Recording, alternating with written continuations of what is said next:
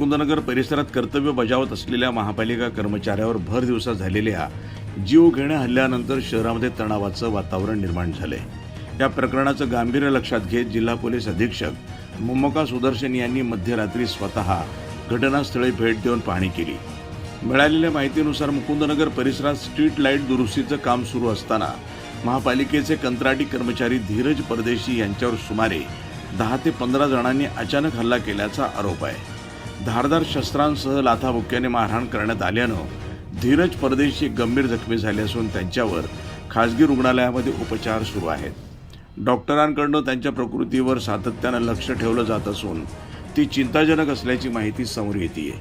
या घटनेनंतर मुकुंदनगर परिसरामध्ये तणाव निर्माण झाला असून कोणताही अनुचित प्रकार घडू नये म्हणून मोठा पोलीस बंदोबस्त तैनात करण्यात आलाय।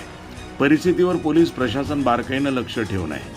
दरम्यान या हल्ल्याचं गांभीर्य लक्षात घेत जिल्हा पोलीस अधीक्षक मोमोका सुदर्शन यांनी मध्यरात्री सुमारे 12 वाजण्याच्या सुमारास घटनास्थळी भेट देत पाहणी केली आणि संबंधित अधिकाऱ्यांकडून घटनेची माहिती घेतली आहे। कर्तव्य बजावत असलेल्या महापालिका कर्मचाऱ्यावर झालेल्या या हल्ल्यामुळे शहरभर संतापाची लाट उसळली असून आरोपींना तातडीनं अटक करण्याची मागणी होत आहे। या प्रकरणात पोलिसांचा तपास वेगानं सुरू असून आरोपींना कधी अटक होते आणि धीरज परदेशी यांच्या प्रकृतीमध्ये काय सुधारणा होते याकडे संपूर्ण अहिल्यानगरकरांचं लक्ष लागलंय।